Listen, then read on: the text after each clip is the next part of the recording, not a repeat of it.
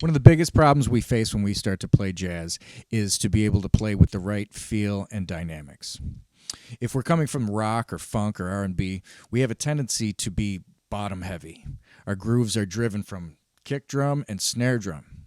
With jazz, it's the other way around. It's top down. Everything is really driven by the ride cymbal. The ride cymbal is what's supplying the swing feel. Everything underneath is in more of a supportive role and played a little quieter. So you would never, or very rarely, would you lay in to the drum in a jazz idiom like you would playing like a dance song, let's say, with your kick drum. You would never play that loudly, basically. So you have to learn how to condition yourself to play quiet. This is kind of tricky. It's harder to play quiet, especially if you don't practice it. So the reason that is because we're fighting against some of the rebounds, right? If you're playing loud, if I drop a stick from this height, I get the natural bounce off the snare drum that helps me. The equal opposite reaction. When you play quiet and you're dropping the sticks from a lower height, you don't get that same rebound. So you have to actually lift the stick off the head. So that requires a use of different muscles. Requires muscles on the tops of your hands. More than just fingers and wrists going this way. You have to actually lift the stick off of the surface. So you have to practice that, especially to develop any kind of precision at any speed. Real control, you have to practice it.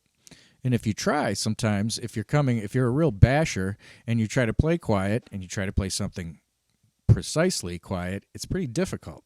So we really have to focus on this and practice and just teach ourselves to develop the muscles that we need to play at this low volume. To start with, we're going to start with our sticks only about 15 degrees off of the head of the drum. We're not going to go higher than that. Okay, so we're going to be very low to the drum.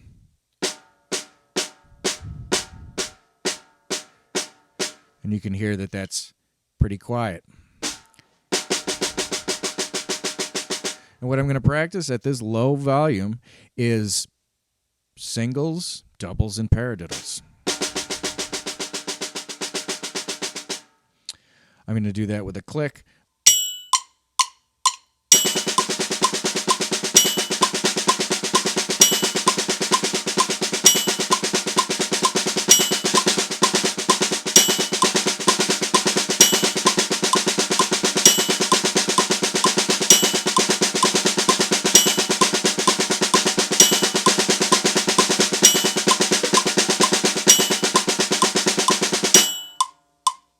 Once I'm comfortable playing at a low volume with my hands, I am going to incorporate the feet. And what I'm going to do very simply, same applies with the foot. So the beater is going to stay pretty close to the drum head. I'm not going to have a big wind up. So right off the bat, my heels come down. My heel on my kick drum foot is down, and the same with my hi-hat.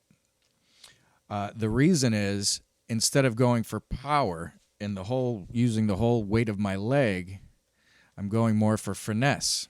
So my heel is down, and I can use my foot like this. I can pull off the bass drum if I want. I can dig in if I want. But I don't have the weight of my leg like I'm playing a dance song. The kick drum, the beater doesn't come as far off. I don't wind up like that. The beater stays pretty close, and I have to control that. Again, with the heel down, the front of my foot is controlling it, and I'm not letting it get past about 2 inches away from the head. So that gets a really quiet kick drum. That's called feathering the bass drum. So we're going to try that. We're going to just play straight fours on our quarter notes. But we're also going to add 2 and 4 with our hi-hat chicking.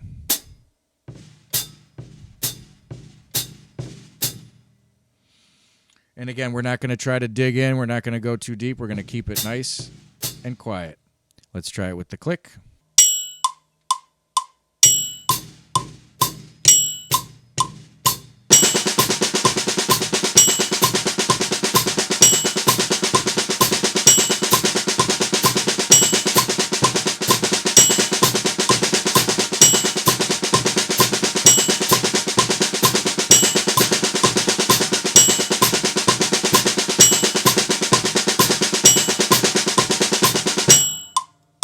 Okay, so once we're comfortable with those 16th notes, singles and doubles, we are going to change it to eighth note triplets.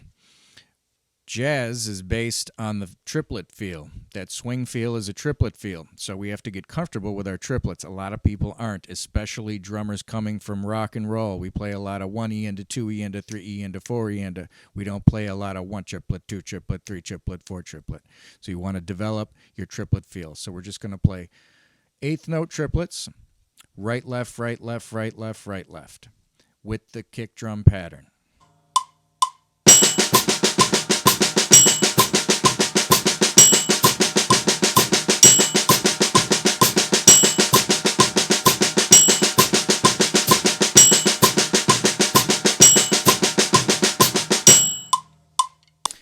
Once you feel comfortable with that, we're going to do the same eighth note triplets, but now we're going to play them as doubles. Right, right, left, left, right, right, left, left, right, right, left, left, right. So this is going to feel a little odd if you haven't tried this before because we're playing groupings of 4 with triplets. So the triplet subdivision, but we're grouping them as 4. So it's going to do some interesting things, especially when you put your foot in it. It's going to feel a little bit backwards because you're going 4 against sort of what should be 3.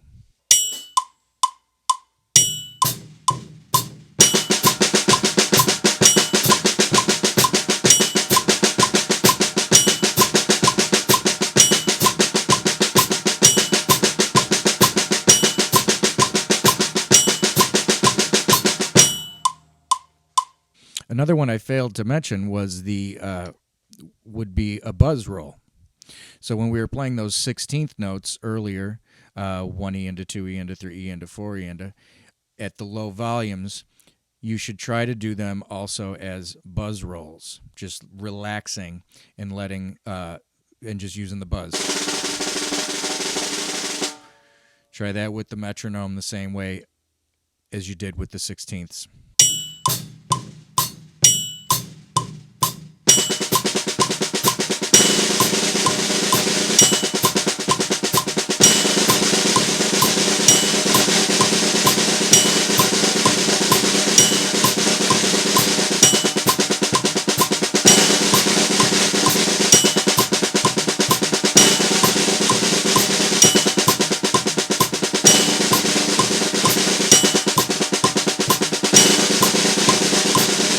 There is a lot of buzz rolls. There's a lot of buzz happening in jazz. It is part of the vocabulary. So if you don't have a very good buzz roll happening, it's good to get that happening.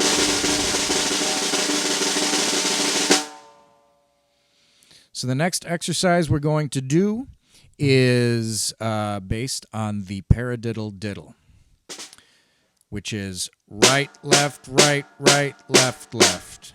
Paradiddle diddle. And you can turn that around, leading with the opposite hand, left, right, right. Okay, so the paradiddle diddle is a 6-note rudiment. There's 6 parts to it. Right, left, left, left. 1, 2, 3, 4, 5, 6. 1, 2, 3, 4, 5, 6.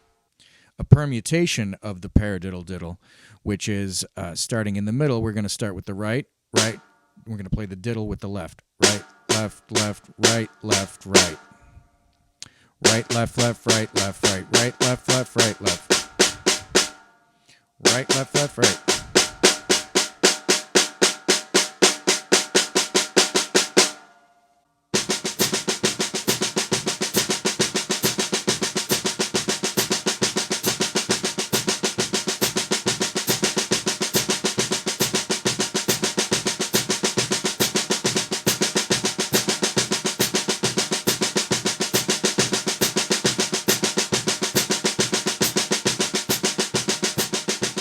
Now watch what happens when I move my right hand to the ride cymbal.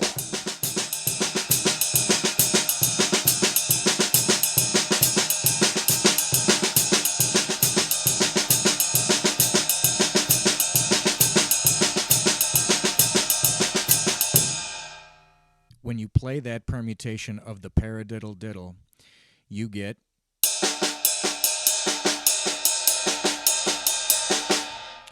that ride cymbal pattern right inside of the rudiment.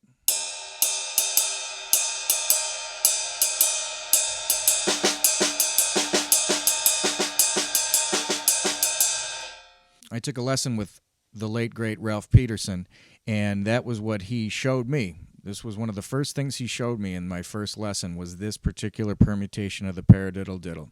Had me play that, and he described that as basically the secret or the foundation of Elvin Jones.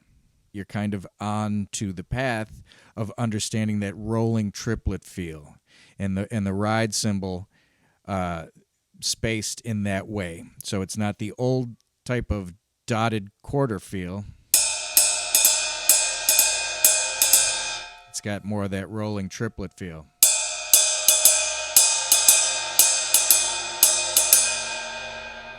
Which is more modern and more what we're going to be dealing with going forward. So the thing to remember here is to not slam the drums, to develop a little bit of feel, and to develop the muscles that we don't usually use, to develop some precision with our kick drum and our snare drum so that we're not just slamming away.